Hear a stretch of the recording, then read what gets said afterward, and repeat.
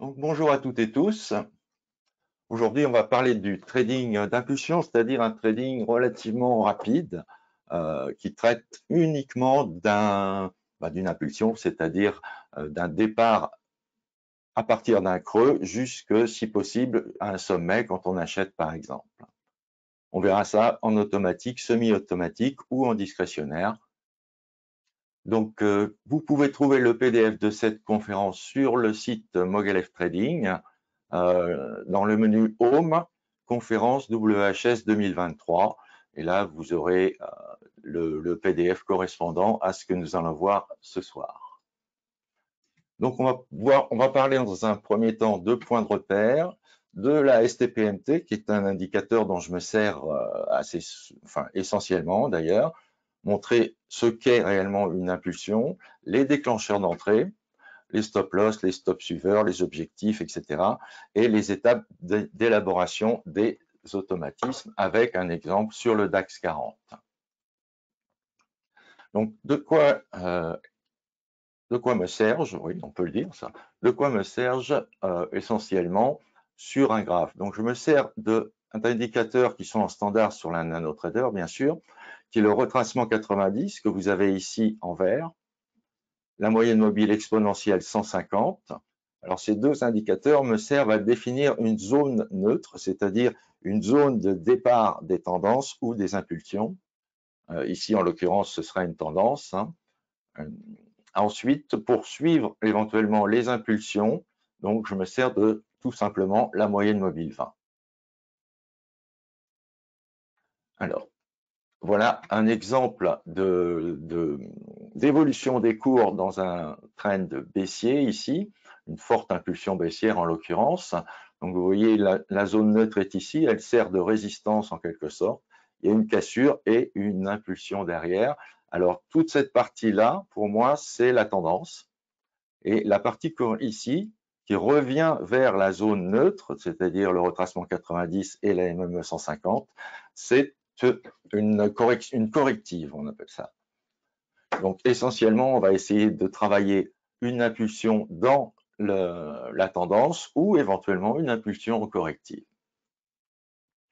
Donc là, vous avez encore un exemple de tendance suivi d'une corrective qui rejoint la moyenne mobile exponentielle 150 et le retracement 90, c'est-à-dire la zone neutre, et les impulsions ici qui sont dans le sens de la tendance. Alors celle-là, bien sûr, on va perdre, mais celle-ci, c'est une impulsion intéressante. Celle-là aussi, bien sûr. Et dans les correctives, il va être assez difficile quand on est relativement proche des cours, en fait, de revenir et d'utiliser une corrective, mais on peut éventuellement le faire. Alors, de quoi est-ce que je me sers? Je me sers de l'indicateur STPMT, c'est-à-dire stochastique pondéré moyen terme. Comment est composé cet indicateur? Alors, vous n'avez pas besoin de retenir la formule d'une manière générale, mais vous pouvez utiliser l'indicateur, savoir que c'est simplement un agrégat de plusieurs stochastiques que l'on retrouve ici sur le graphe, deux stochastiques courtes, la 5.3 et la 14.3, et une, je dirais, moyenne, mais plutôt longue quand même, une 45-14, et une longue carrément 75-20. Le tout étant divisé par le coefficient multiplicateur qui est ici, bien sûr. Donc l'intérêt de cet indicateur, si vous regardez un petit peu le graphe, c'est que nous avons des cycles qui sont dessinés avec des périodes haussières, des périodes baissières, des périodes stables, ici une double hausse. Vous voyez, les cycles étant dessinés, nous à l'achat par exemple, ce qui va nous intéresser, c'est de partir en gros du retournement de cycle et essayer de tenir la position suffisamment pour profiter de l'impulsion qui suit. Donc voici encore un aperçu des cycles sur un graphe ancien, mais bon, qui est toujours valable aujourd'hui. Ce qui est aussi intéressant, c'est de voir s'il y a une certaine régularité entre deux creux. Vous voyez, là, on est un petit peu plus long, là, on est un petit peu plus court, mais bon, c'est toujours à peu près la même distance. Et là, on a ce qu'on appelle un cycle à double sommet, c'est-à-dire que tout ça, en fait, c'est un cycle, mais simplement, il y a au milieu du cycle une sorte de demi-cycle qui vient faire un petit creux au lieu de faire un sommet. pour en savoir plus, oui, sur les STPMT, vous avez possibilité d'aller voir sur le site Mogalef Trading, il y a un webinaire spécial qui avait été enregistré sur la STPMT. Donc, qu'est-ce qu'une impulsion? Ça, c'est utilisable sur beaucoup d'unités de temps, sur l'immense majorité des supports boursiers. C'est-à-dire que c'est aussi valable, autant valable sur les monnaies que sur les indices et même que sur les actions éventuellement. Et les taux aussi, par exemple. Donc, ce qui va nous intéresser, c'est l'impulsion elle-même, sachant qu'une impulsion peut être solitaire ou faire partie, comme ici, d'une tendance. Là, vous avez l'exemple d'une impulsion solitaire. Puis ici, ce sont plusieurs impulsions successives qui vont nous donner effectivement possibilité d'entrée et de sortie. Vous voyez l'intérêt de l'indicateur STPMT ici, dans la mesure où il dessine les impulsions.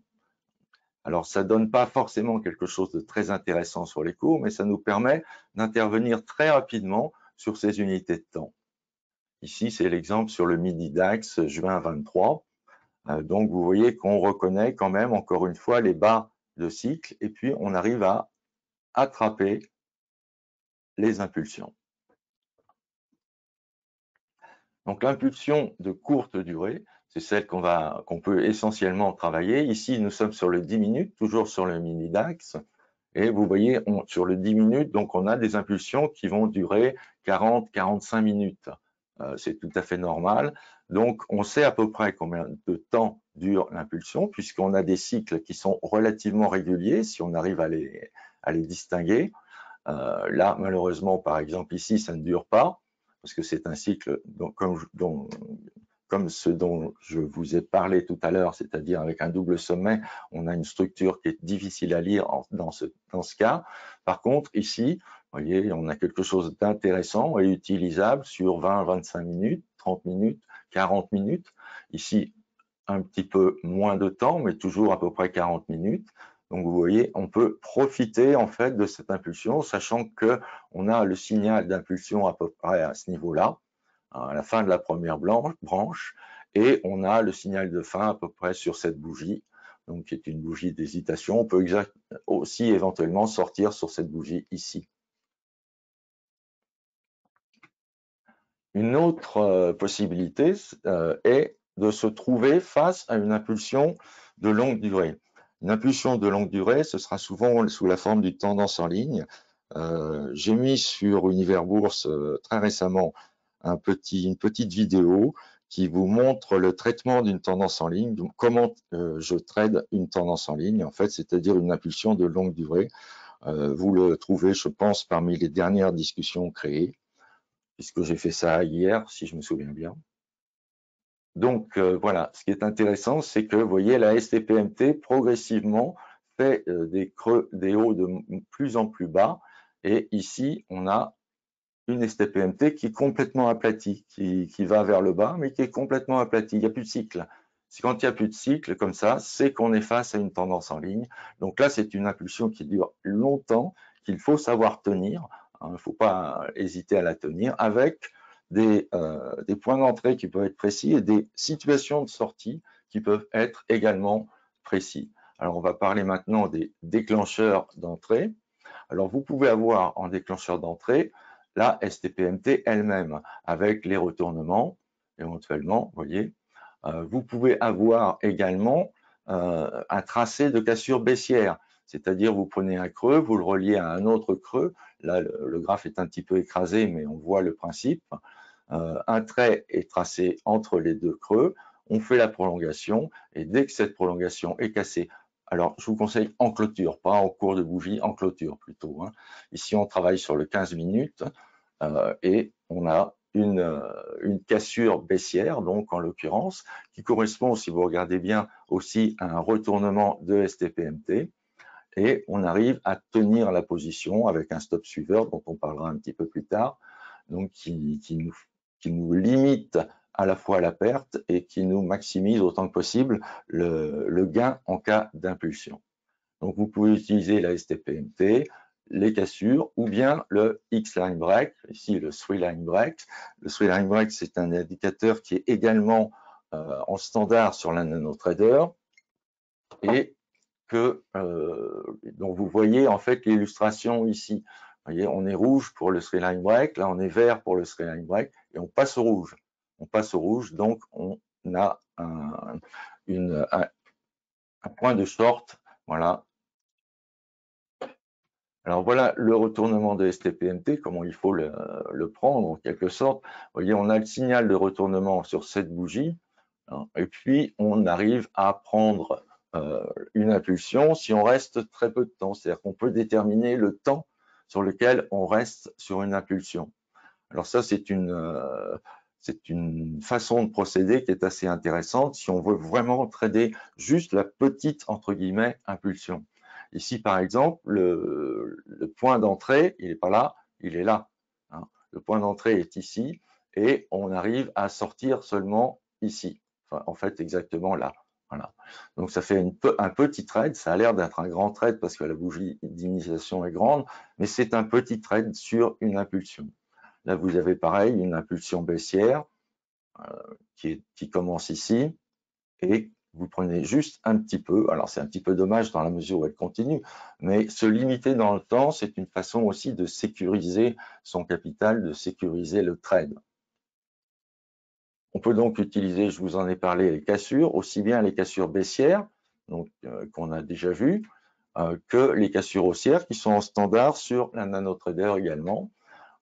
Donc, vous avez le tracé, vous voyez, entre deux sommets, la continuation. Dès que les cours montent et cassent la continuation, alors on a un signal d'achat que l'on peut suivre. Ici, on a de la chance puisque c'est une tendance en ligne, vous voyez, très étroite, relativement pentue et surtout sans aucun cycle visible en fait. Là, on est sur quelque chose d'assez écrasé. Il n'y a plus de cycle sur le marché. Alors, oui, je vous ai parlé du réglage d'entrée en ce qui concerne les cassures. Il est important que vous teniez compte des cassures en clôture. Si vous tenez compte juste du signal d'entrée quand les cours dépassent à peine la ligne de prolongation, eh bien là, vous aurez des problèmes, c'est beaucoup moins efficace en fait. Donc, en clôture essentiellement. Le three line break, donc ça, je vous en ai parlé ici. Alors voilà l'indicateur. C'est un indicateur en fait au départ, le three line break, un petit peu genre Renko, mais différent quand même. Vous avez l'explication globale du three line break, la façon dont il fonctionne ici. Ce qu'il faut retenir, c'est que l'indicateur lui-même qui est ici, on n'en a pas vraiment besoin, puisque sur la nano, vous avez sa traduction en vert rouge en fait. Hein. Donc vous voyez, quand le three line break considère qu'on est en hausse, c'est en vert tout bêtement, en baisse en rouge, en hausse en vert, etc., etc. En fait, dès que la clôture dépasse les trois clôtures précédentes, je crois, oui c'est ça, supérieure au sommet du bloc précédent plus exactement, on change de couleur. Alors, vous voyez que sur le mini DAX, par exemple, c'est quelque chose d'assez flagrant ici. Vous voyez sur un trade sur 15h30 l'après-midi, on a un passage au rouge ici du three line break et on peut se permettre de prendre déjà l'impulsion derrière. Là, si on prenait l'impulsion sur le passage au vert, vous voyez qu'on aurait un trade qui, en fait, qui probablement aurait été stoppé dans ces eaux-là, en fait, hein, si on avait eu un stop suiveur. Là, ici, c'est pareil, on prend le trade, on essaye de le garder un petit peu. Ça, c'est un stop suiveur qu'on va voir tout à l'heure. Là aussi, un trade très intéressant puisqu'on le prend ici, on sort là, hein, grâce au stop, en fait. Vous avez un autre exemple, mais du côté haussier cette fois. Vous voyez le changement. Alors là, il y a deux changements successifs. C'est-à-dire qu'on ne le voit pas vraiment, mais on passe, le rouge passe au vert, passe au rouge et repasse au vert. Donc, c'est pour ça que vous avez plusieurs trades, en fait. Une entrée longue, une entrée courte, une entrée longue. Donc là, il y a une petite perte, puisque ça vasouille un petit peu, si vous voulez. Mais derrière, il y a quelque chose d'intéressant. Là, c'est un petit peu pareil, sauf qu'on ne va pas prendre l'inversion ici, puisqu'on sera déjà en trade court, et vous voyez le stop qu'on va voir tout à l'heure, la façon dont il se déplace, c'est-à-dire il enrobe les cours de manière à prendre essentiellement les impulsions. Donc, 3 déclencheurs possibles qu'on vient de voir. Alors, le three line break, vous pouvez le trouver où ça, voilà, dans les signaux WHS, vous voyez, où vous tapez tout, signal reversal three line break ou la V2. C'est à peu près équivalent de toute façon. Vous pouvez également le trouver dans le pack Mogalef, où là, il est adaptable, c'est-à-dire ça peut ne pas être seulement le 3-line break, mais le 2-line break ou le 4-line break ou le 5-line break. Bon, mais là, en l'occurrence, le 3-line break est quand même, disons, suffisant. Donc voilà pour les déclencheurs d'entrée que vous voulez avoir sur les petites unités de temps. Alors j'entends par petite unité de temps à partir du 5 minutes. Hein. Sur le 1 minute, c'est trop, il y a trop de bruit, c'est même pas la peine d'y penser. Le 5 minutes commence à être sérieusement utilisable. En fait, c'est une unité de temps que personnellement j'utilise beaucoup. Mais vous pouvez aussi travailler sur le 10 minutes ou le 15 minutes si vous préférez des positions entre guillemets un petit peu plus tranquilles et avec des objectifs un petit peu plus lointains. Le stop loss donc, et les stop suiveurs. Donc là, c'est quand même quelque chose d'assez intéressant. Donc stop loss, on compte au moins pour le stop loss de départ, en fait, une fois la volatilité sous le dernier bas ou sous le point d'entrée. Ici, par exemple, vous avez un point d'entrée qui se situe à la clôture de cette grande bougie blanche. Hein. Donc, si on mettait une fois la volatilité en dessous du dernier bas, on se retrouverait à ce niveau-là. Donc, beaucoup trop lointain. Donc, quand vous avez une grande blanche comme ça, à l'achat, eh bien, vous allez mettre le stop à une fois la volatilité. C'est un stop de sécurité. Hein, une fois la volatilité en dessous du point d'entrée qui se situe ici à ce niveau-là. Là, ici, pareil, c'est en dessous du point d'entrée ou légèrement au-dessus du plus haut précédent. Bon, ça tombe bien, c'est à peu près la même chose, ce qui vous permet de prendre le trade avec une marge de sécurité relativement proche, c'est-à-dire que vous ne risquez pas énormément. Maintenant, ça ne maximise pas les pertes, les gains plutôt, c'est vraiment le stop de sécurité pour éviter des trades qui partent dans le mauvais sens pour avoir une certaine sécurité, bien sûr. Donc, une fois sur le dernier bas, au-dessus du dernier haut, avec une limite maximum du stop. Il faut que cette limite maximum de votre stop fixe, en fait, donc c'est la perte maximum que vous pouvez avoir sur votre trade. Il faut bien sûr qu'elle n'excède pas un money management correct, c'est-à-dire un risque par rapport à votre capital correct. Donc, pensez toujours à voir à déterminer quand vous faites un trade le risque sur capital que vous prenez et essayez d'éviter les trades, les trades dont le stop logique serait plus loin que ce que permet votre capital. Ici, par exemple, l'ATR ici est relativement fort, vous voyez, à ce niveau-là, c'est-à-dire que l'agitation, la volatilité est très forte. Vous pouvez éventuellement déterminer une limite maximum de volatilité au-dessus de laquelle vous n'intervenez pas. Donc ça, c'est quelque chose d'assez pratique. Directement, vous avez dans ce cas une sécurité, c'est-à-dire vous ne tradez que sur les impulsions assez propres, mais pas trop brusques, pas avec une forte volatilité. Donc, on peut, ici, vous voyez, je vous montre un graphe avec le 2-line break. Bon, c'est comme le 3-line break, mais avec simplement un peu plus réactif.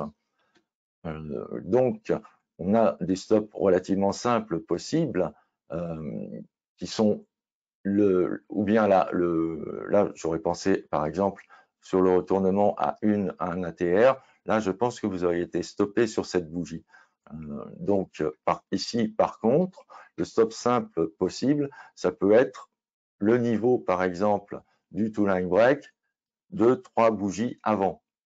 C'est-à-dire que ici, par exemple, le stop serait là. Ici, par exemple, le stop serait au niveau de la ligne de retournement mais 3 bougies avant, ici.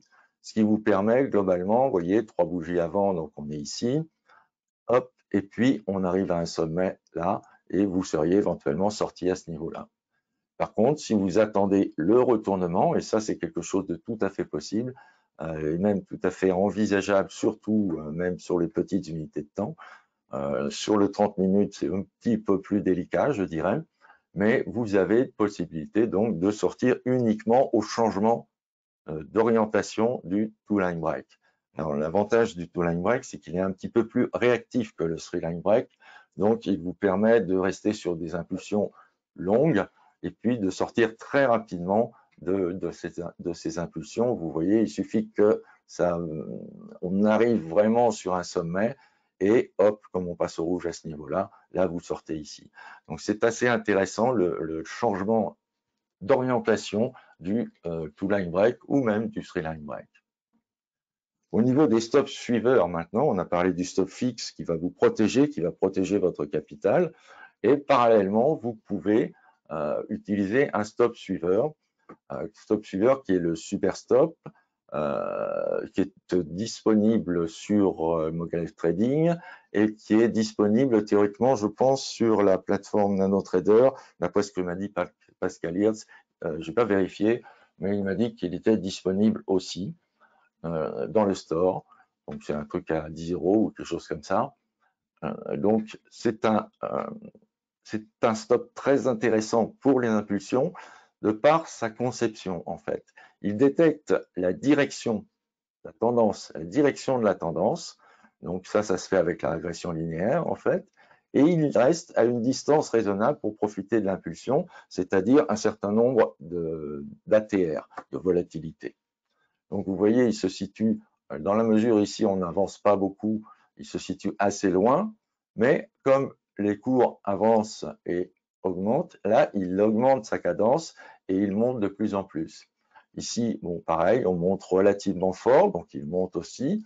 On fait une sorte de plat, il freine, il s'arrête, et dès que l'impulsion repart, il repart pour finalement être stoppé là. Mais bon, là, on a l'illustration aussi d'un trade intéressant, d'un suivi plus exactement intéressant avec le super stop, puisque vous voyez là, la tendance était baissière, donc il s'est mis assez loin. Il s'est mis dans la continuation de tendance, mais diminué d'une volatilité ici, par exemple. Puis la tendance passe légèrement à plat, puis commence à augmenter, et là, le super stop commence à suivre, à peu près avec la même pente, mais avec la distance de sécurité de la volatilité. Et là, vous avez une augmentation de volatilité. Le super stop en tient compte. Alors malheureusement, c'est pas complet. S'il y avait plus de bougies blanches, ce serait assez extraordinaire. Mais vous voyez qu'il y a une accélération de ces ajustements. Et puis, quand ça commence à descendre, il essaye de freiner, mais là, les cours redescendent vraiment carrément, ce qui nous fait sortir du trade ici, sachant qu'il était commencé à ce niveau-là. C'est quand même quelque chose d'intéressant. Ça fait un trade de 20, 40, 60 points. 60 points sur le midi direct, ça commence à être correct quand même. Petite question, Eric. Oui. Petite question. Le signal d'entrée du STPNT consiste à un retournement de la pente ou est-ce qu'on regarde le croisement? Non, non, surtout pas le croisement. Hein. C'est la pente de la STPMT qui compte. Hein. Voilà. Quand on passe de baissier à haussier, enfin d'une pente négative à une pente positive, alors c'est le signal pour la STPMT. Signal qui est intéressant à prendre, surtout si la bougie en fait n'est pas trop grande. Si c'est une très grande bougie, là ça va être beaucoup plus difficile. Parce qu'il peut y avoir ce que j'appelle un double sommet, c'est-à-dire une petite correction sur la tendance, sur l'impulsion, qui va rendre le trading plus difficile et qui malheureusement fait perdre quelquefois. Donc, il faut essayer en fait, de travailler dans des périodes qui sont relativement, comment dire, pas calmes, mais relativement régulières, sans à-coup particulier. C'est-à-dire, on évite bien sûr les statistiques importantes, on évite éventuellement l'ouverture US, en travaillant le matin entre 9h et 11h30 midi, ça peut être vraiment intéressant sur cette période-là parce qu'on est stabilisé. Si une tendance, on l'a, il y aura des occasions. Si on est en range, si le range est relativement large, on aura des occasions qui seront intéressantes également. Ce qui est à redouter, c'est le range où il ne se passe rien vraiment. C'est-à-dire qu'il n'y a vraiment pas d'oscillation. Alors là, bon, on le voit sur le graphe quand même. Là, il ne faut pas insister sur les retournements de STPMT. Mais autrement, ça va fonctionner. Et d'autre part, les paramètres sont différents en fonction du graphique que tu choisis. Est-ce qu'il y a un paramètre particulier à sélectionner ou tu le fais à tâtons? Comment tu fais? Les paramètres de quoi? De la STPMT? Oui. Non, ils sont fixes. Les paramètres de la STPMT sont fixes. C'est toujours calculé de la même façon. Par contre, au niveau des stop suiveurs comme le two-line break que nous avons à l'écran en ce moment, effectivement, on peut varier. Si on veut vraiment coller à l'impulsion, on va utiliser des cassures de 2 line break. Par contre, si on veut essayer de durer un petit peu, on va aller sur le 3-line break. Le 3-line break est quand même relativement réactif, hein, donc on peut arriver à gagner de façon assez substantielle sur les bonnes impulsions avec le 3-line break. Autrement, les autres paramètres. En fait, quand tu regardes éventuellement, pardon, là actuellement, tu es à 61,26 sur le graphique actuel et quand tu remontes au slide précédent, ça devait être 70,30 ou quelque chose comme ça. Sur le graphique actuel, 61,26. Voilà, tu as 61,26 dans le STPNT. Oui. Et que si tu reviens au graphique précédent, au slide précédent, encore. Ça doit être ça, non? 61,26. Non, bah écoute. Pas ça. Mais je ne vois pas du tout le 61,26. 61,26, tu l'as. Est-ce que je peux te le montrer? C'est quand tu regardes dans le. Vas-y, continue. Là? Tu vois, dans WHS STPMT, voilà. Tu vois, entre parenthèses, il y a écrit 61,26 en bas dans le graphique de droite. Voilà, 61,26. Tu vois ça? Ah oui, oui, non, c'est pas grave, c'est un réglage de niveau, ça, hein. C'est simplement visuel, ça ne joue pas. C'est-à-dire les niveaux pour le Meta-Sentimentor sont aussi fixés à 61,26, mais bon, ça ne va pas jouer sur le trade en lui-même. Donc les paramètres sont fixes sur la STPMT, Okay. on ne peut pas intervenir dessus, hein. Donc c'est toujours la même chose.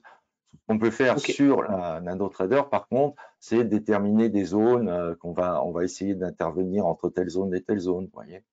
Mais c'est tout. C'est juste un repère visuel, ça. Parfait, merci. Donc là, on a vu les stop suiveurs sur le three-line break.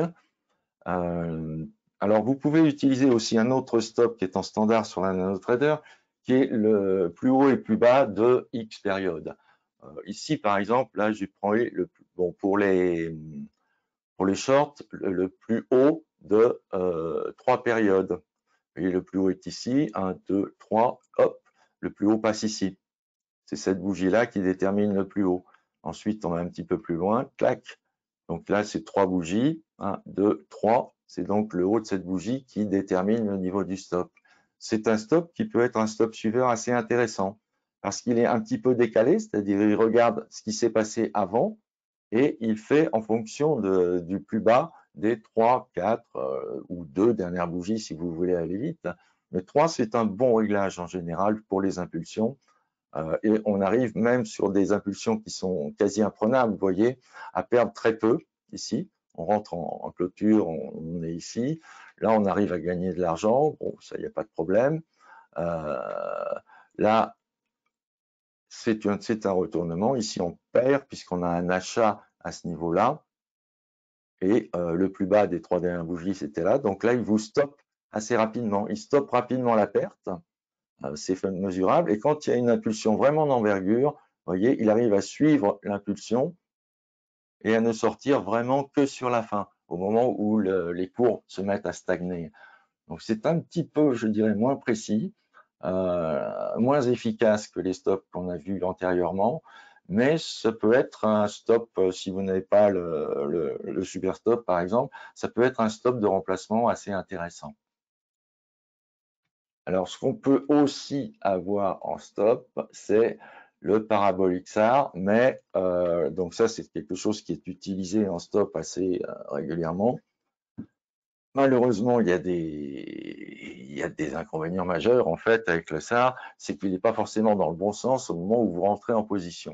Vous voyez là, vous avez une entrée en position, ok, le SAR est à ce niveau-là, il arrive à suivre éventuellement, mais là, le parabolique SAR n'est pas dans le bon sens. C'est-à-dire, si vous achetez à ce niveau-là et que vous avez un stop sur le parabolique SAR, votre stop il sera au-dessus de votre point d'entrée. C'est-à-dire que là, vous sortez directement, en fait.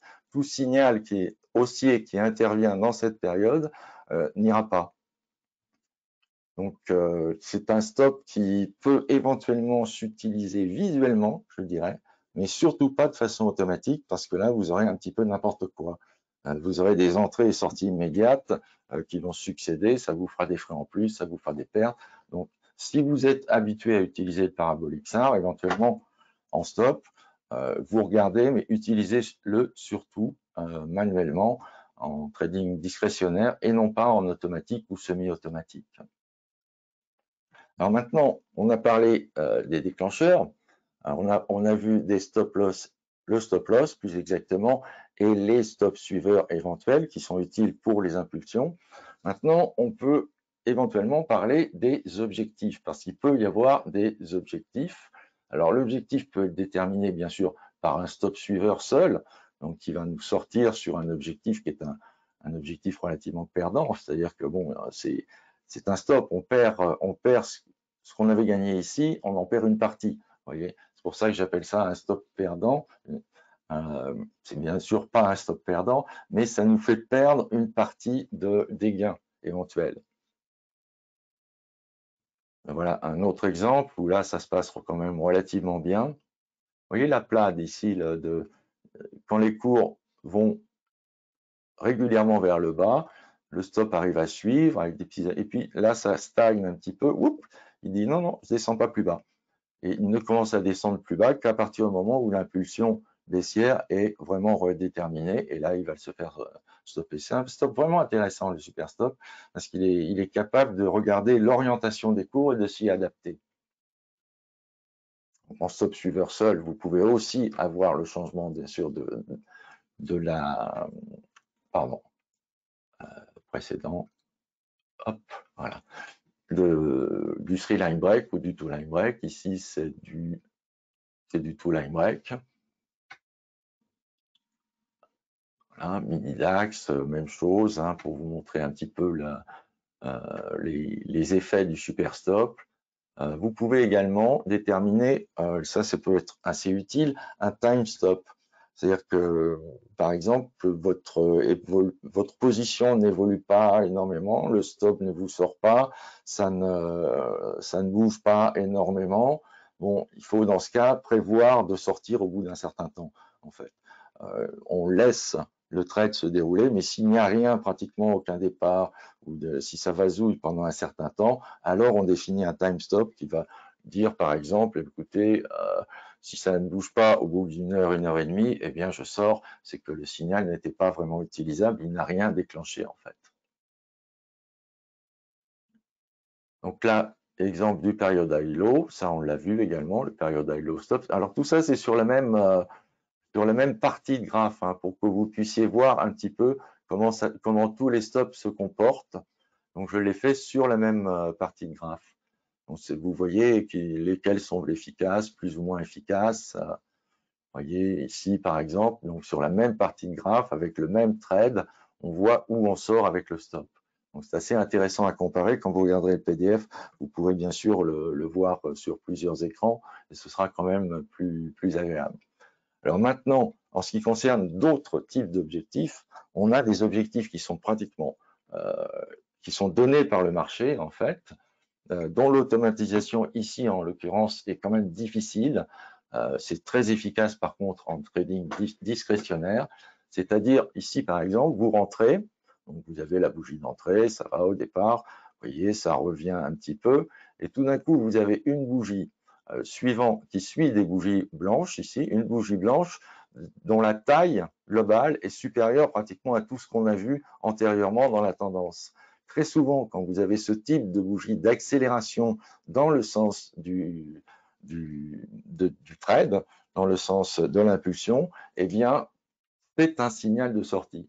C'est-à-dire que le marché vous donne beaucoup en une seule fois. Ça signifie qu'il y a un manque, en fait, de vendeurs en face, d'une part, mais qu'il y a déjà beaucoup de gens à l'achat. Or, ces personnes qui sont à l'achat, ce sont des vendeurs potentiels. Donc, ils vont avoir tendance à prendre leurs bénéfices. Alors, il faut faire comme eux, parce que la plupart du temps, en fait, ce type de bougie est suivi d'une correction assez importante. Donc, on perdrait ce qu'on avait gagné. Donc, quand le marché vous donne, ce qui est le cas ici, par exemple, une grande quantité de points, en fait, vous avez une possibilité de sortie ici, la première. Bon, là, c'est une bougie de début de journée. Ce sont des trades sur du 10 minutes. Hein. Il ne faut pas hésiter à faire de l'overnight. Hein. Et là, vous avez de nouveau une grande bougie qui vous fait sortir là, voyez. Donc, vous n'attendez pas le stop, c'est-à-dire le moment où on passe du vert au rouge. À ce moment-là, le marché vous donne beaucoup d'un coup, c'est louche. C'est ça qu'il faut voir. C'est louche, ça signifie qu'il y a un déséquilibre dans la tendance et qu'il y a beaucoup de gens qui sont déjà positionnés en tant qu'acheteurs et qui sont donc des vendeurs potentiels. Et ces vendeurs potentiels, étant donné qu'on leur donne beaucoup d'argent en un minimum de temps, eh bien, la plupart du temps, ils vendent. Donc, en vendant, ils affluent, en fait, il y a un afflux de vendeurs sur le marché qui s'auto-alimente et qui fait baisser les cours derrière. Donc ça, l'accélération, c'est vraiment quelque chose d'assez intéressant, même plus qu'intéressant, en fait. Donc, c'est un objectif que vous pouvez avoir en trading discrétionnaire, c'est-à-dire en surveillant les cours. Par contre, c'est très, très dur à automatiser pour tout vous dire, j'ai pas réussi. Ensuite, vous pouvez avoir un objectif fixe, éventuellement déterminé en fonction de la volatilité. Combiné avec un stop fixe, il sera efficace, par exemple, en trade acheteur. On va voir ça ici. Donc, vous avez un stop fixe, par exemple, qui est à, je regarde en même temps, hein, qui est à 2 ATR. Donc, le stop fixe est ici. Vous rentrez là, vous êtes à 2 ATR et votre objectif va être à 3 ATR. Ne mettez pas 8 ATR, hein, c'est pas la peine. Il faut avoir des objectifs quand même relativement cohérents. C'est-à-dire, on ne va pas progresser sur une impulsion, sauf tendance en ligne, hein, mais on ne va pas progresser sur une impulsion sur plusieurs centaines de points. Donc, il faut essayer de prendre ce que le marché donne, en fait. Et si vous regardez, on est entré à 15 920, sorti à 15 980, c'est pas mal. Hein. Faut pas trop en demander. Là, par exemple, on a un signal d'achat. Notre objectif était pareil, à 3 ATR et notre stop à 2 ATR. Et là, vous voyez, on s'est fait stopper. Bon, ça arrive. Mais là, on a perdu donc 2 ATR. Là, on en gagne 3. Là, on en gagne 3 de nouveau. Globalement, en ayant autant de perdants que de gagnants, je dirais, 50, même à 50-50, vous avez des possibilités de gagner de l'argent. À 50-50, ça veut dire que vous perdez 2 50% du temps, mais vous gagnez 3 50% du temps. Donc, ça fait une différence intéressante. Alors, la plupart du temps, enfin, je vous le souhaite, vous aurez un pourcentage de réussite sur les impulsions qui sera quand même légèrement supérieur, qui devrait, si vous tradez correctement, je ne sais pas ce que je veux dire, mais si vous les tradez sagement, je dirais, vous pouvez approcher les 60% de taux de réussite sur ce type de trading.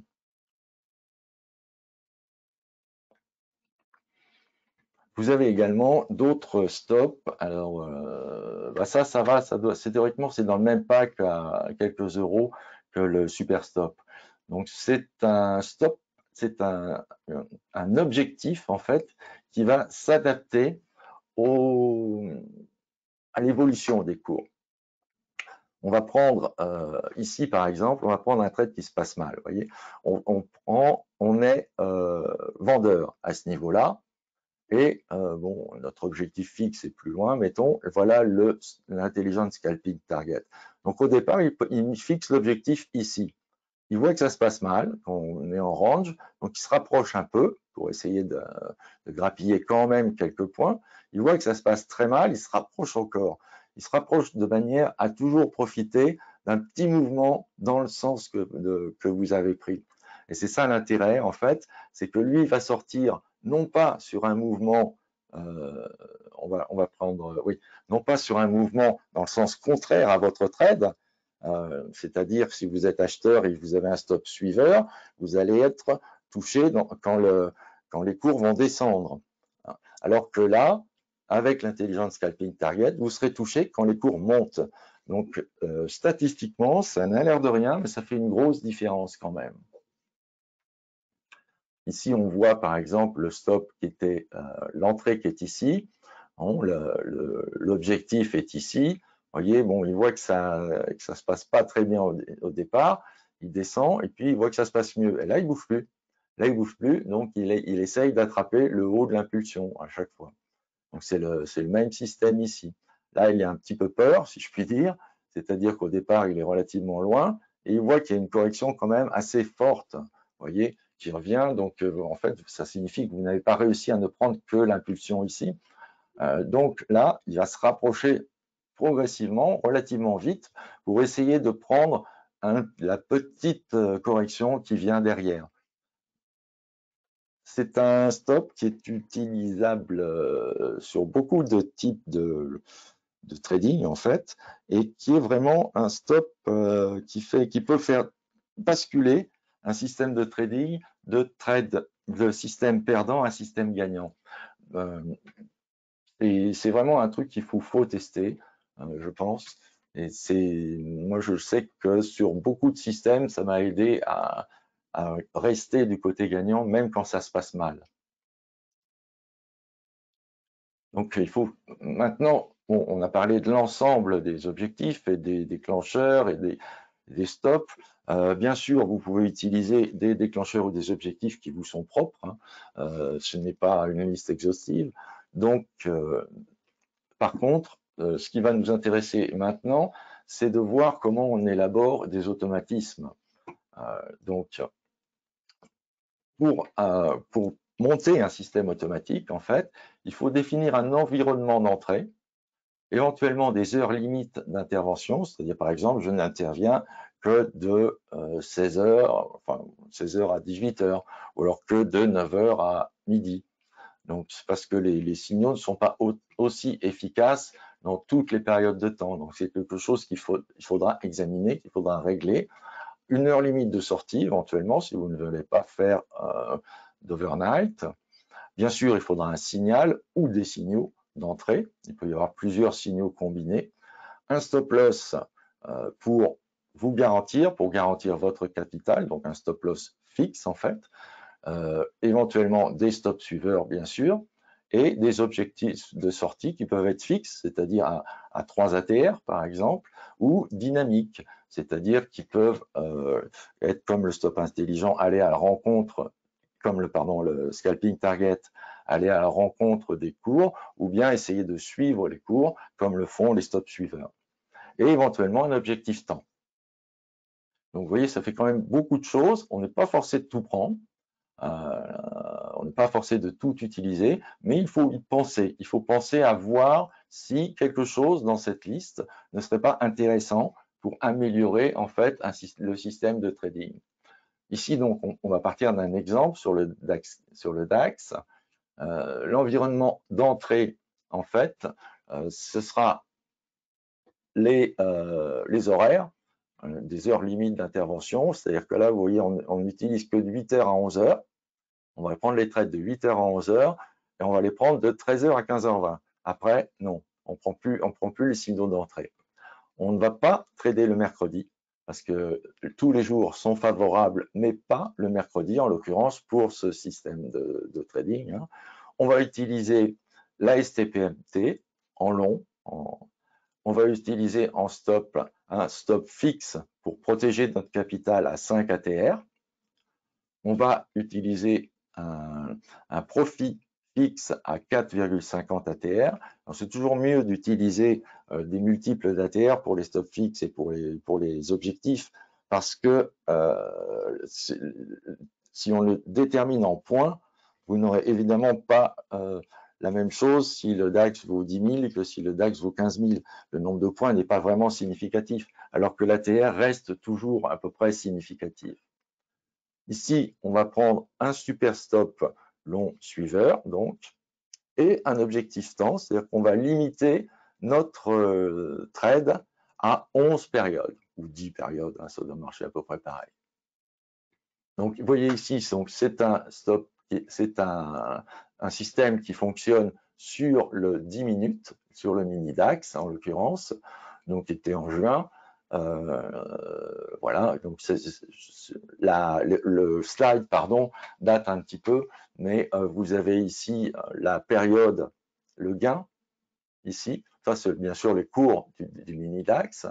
Vous avez la période, enfin les gains au fur et à mesure qu'ils se font, vous voyez, au fur et à mesure que les jours avancent, qu'on prend des trades, qu'on perd, qu'on gagne, etc. Donc ça, c'est la période d'étude, en fait.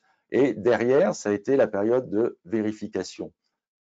C'est-à-dire que, en l'occurrence, la vérification porte sur 2023. C'est-à-dire un système mis au point sur 2022 et vérifié sur 2023. Alors, ce qui est intéressant de voir, c'est que là, vous avez toutes les caractéristiques de courbes de gains, des gains, le trade moyen, le nombre de trades gagnants, le nombre de trades perdants. Alors, vous voyez que, par exemple, sur les caractéristiques comme le nombre de trades gagnants, on avait 44% de trades gagnants ici, et sur la période de vérification, on a 47%. Par contre, le trade moyen, c'est-à-dire ce qu'on gagne en moyenne quand on rentre sur le marché, durant cette période, en moyenne, compte tenu des gains et des pertes, par exemple, on a gagné 41,78, et alors que dans cette période-là, on a gagné un petit peu moins. Donc ça c'est souvent le cas. Voilà ici comment se présentent les trades. Je vous les ai marqués. Donc un trade qui se termine stoppé, un trade qui va au stop temps, ici en l'occurrence, un trade qui va pratiquement à l'objectif, mais qui est stoppé au temps également. Là, un nouveau trade, et vous voyez que là, le stop suiveur suit derrière, et là, cette fois, on va à l'objectif. Le fait de limiter le temps évite beaucoup de retournements quelquefois brusques. C'est pour ça que j'aime bien personnellement utiliser les stop temps. Alors, vous avez toutes les caractéristiques du système qui sont là. C'est-à-dire que si vous voulez le reproduire, vous avez tous les paramètres. Les paramètres sont également ici. Donc, vous pouvez aisément reproduire ce système avec la NanoTrader et vérifier qu'il est encore toujours valide. Il y a des chances qu'il le soit toujours. Précédente. Voilà. Donc ça, c'est un système qui utilise la STPMT uniquement sur les achats et qui va chercher à prendre les petites impulsions. Maintenant, j'ai essayé également un système qui est basé en déclencheur sur la cassure haussière avec un stop de sécurité, vous voyez, à 6 ATR, un time stop à 24 fois 10 minutes, et qu'on utilise uniquement de 10h30 à 20h15, de manière à pouvoir rester un petit peu dans le trade, mais pas trop. Donc, vous voyez, il y a quand même beaucoup de trades, 234 trades sur la période d'étude ici. Alors, vous voyez, la courbe de gain est moins régulière. On arrive globalement à gagner, mais il faut voir qu'on a des périodes perdantes qui coïncident souvent avec les périodes de forte baisse. Pas toujours, mais souvent. Donc là, on a les caractéristiques de trade moyen, par exemple, auxquelles j'attache beaucoup d'importance. Le trade moyen, ici, est de 62. Et dans la période suivante, la période donc, qui n'était pas étudiée pour le système, n'est pas dans la période de mise au point, eh bien, on a observé un trade moyen qui est supérieur. Bon, ça arrive. Pourquoi? Parce qu'on a un pourcentage de réussite qui est supérieur, alors que le gain moyen sur perte moyenne, qui est un autre élément intéressant, est resté sensiblement le même. Donc, qu'est-ce qui a différencié ces deux périodes? En fait, c'est le pourcentage de réussite qui nous a fait gagner plus par trade. Donc là, voilà un système basé sur la cassure haussière. Vous voyez, il est un petit peu moins régulier au niveau des gains quand même que le système qu'on a vu précédemment avec la STPMT. Alors là, je mets le même système, c'est-à-dire cassure haussière, mais j'introduis un nouveau paramètre. Et ça, c'est toujours ce qu'il faut essayer de faire avec les systèmes, particulièrement les systèmes automatiques, bien sûr. Ici, eh bien, je trade le jeudi en moins. C'est-à-dire, j'ai testé les jours un par un et je me suis aperçu qu'on gagnait tout le temps, sauf le jeudi où on perdait. Ça sur une période significative, sur un nombre de trades significatif, puisqu'on a 183 trades quand même ici en l'occurrence. Et donc là, la courbe est quand même plus à une vision quand même nettement meilleure. Et sur la période suivante, là, on a vraiment quelque chose de très régulier et très intéressant. Augmentation encore du pourcentage de réussite. Et là, vous voyez, il y a une régularité vraiment. C'est-à-dire qu'il y a beaucoup moins même de variations que l'on a dans la période de test elle-même. Ça, c'est la période de vérification. Donc, on a surtout une grosse baisse de la perte maximum cumulée, ce qu'on appelle le drawdown en fait. La perte cumulée maximum, elle est là. Ici, vous voyez, on a une baisse et par rapport à ce qu'on avait avant, on avait une perte cumulée de 4171, alors que là, en éliminant simplement le jeudi, on a une perte cumulée de 2700. C'est-à-dire que au maximum, on a perdu 2700 par rapport à notre plus haut atteint au niveau des bénéfices. Donc, réduire ce chiffre, c'est toujours quelque chose d'extrêmement intéressant. Ici, le même système, hein, c'est la même période, vous remarquez à chaque fois. Je vous ai présenté le système STPMT sur cette période, ensuite le système cassure, oui, et le système ici, Three Line Break, toujours conçu pour des impulsions courtes. Donc on prend le Three Line Break standard, on prend le Super Stop, toujours, qui est très adapté au trading des impulsions. Là, on reste, vous voyez, au maximum 9 bougies, donc c'est un peu plus rapide. Période 9h20, 15h, pareil, on évite en fait la fin de journée qui est un petit peu souvent hachée entre 15h30, 16h, les statistiques, etc. On ne traite toujours pas le mercredi et on utilise un filtre de tendance qui est le Mogalef Trend Filter. Donc là, par contre, on a quelque chose de très régulier, un petit peu moins de trades quand même, puisqu'on est filtré, hein, mais très régulier et qui gagne très très correctement, puisque le trade moyen, souvenez-vous, on était aux alentours de 60, 70, et là on a un trade moyen de 100, c'est-à-dire qu'à chaque fois qu'on rentre sur le marché, on gagne en moyenne 100 euros. Donc c'est pas tout à fait négligeable. Par contre, sur la période suivante, qui est moins favorable, là on ne gagne que 55 euros. Donc qu'est-ce qui s'est passé globalement? On a légèrement perdu sur le pourcentage de trades gagnants, mais vous voyez, même à 50%, on reste quand même gagnant, hein, c'est ça qui est intéressant. Et les commissions sont incluses hein, à chaque fois. Et qu'est-ce qu'ils avaient? Voilà, c'est le trade. Ah, ça y est, j'ai perdu. Gain moyen sur perte moyenne. Là, on a perdu aussi. Donc, on a perdu en pourcentage, on a perdu en gain moyen sur perte moyenne. Là, forcément, vous aurez un trade moyen qui va diminuer, mais qui reste quand même acceptable. Donc, vous voyez, sur le même graphe, trois systèmes différents avec les trois entrées que l'on a vues et les filtres nécessaires pour monter un système de trading là automatique. Alors, bien sûr, on n'a pas, par exemple, les accélérations, les grandes blanches ou les grandes noires.